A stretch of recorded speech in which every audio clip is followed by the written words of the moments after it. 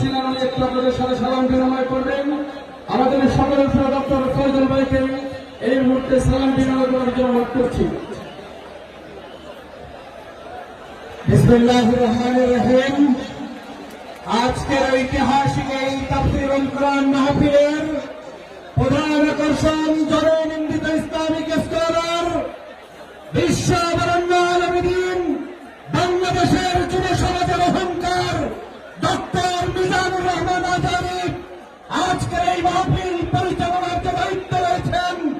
আজকের এই পেকুয়ার আপনাদের সকলের নয়নের মানিক জনাব মোহাম্মদ নিয়ামতুল্লাহ নিজামী সাহেব, মঞ্চ উপবিষ্ট জাতীয় নেতৃবৃন্দ, ইসলামিক স্কলার, দল মত নির্বিশেষে এই অঞ্চলের বিভিন্ন নেতৃবৃন্দ, আসসালামু আলাইকুম রহমতুল্লাহি ওয়া বারাকাতুহু।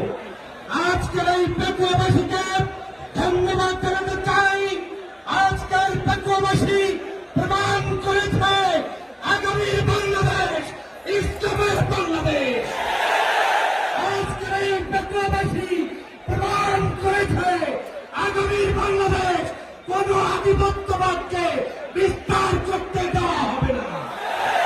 আগামীর বাংলাদেশ ঐক্যবদ্ধভাবে কলেমার ভিত্তিতে শহীদি তামান্না সাথে নিয়ে বাংলাদেশকে কারা কারা গড়ে তুলতে প্রস্তুত আছেন দাঁড়িয়ে উত্তর দিতে হবে। নারায়ে তাকবীর, নারায়ে তাকবীর, নারায়ে মাগো মুসলমান। আজকে সর্বশেষ বলতে চাই, বাংলাদেশ হচ্ছে শহীদের রক্তের বিনিময়ে অর্জিত বাংলাদেশ, শাহজালালের বাংলাদেশ, শাহজাহানের বাংলাদেশ, সাইদের বাংলাদেশ, 24 গণঅভ্যুত্থানে শহীদদের বাংলাদেশ। এই বাংলাদেশে কোন দালালদের স্থান হবে না, হবে না, হবে না।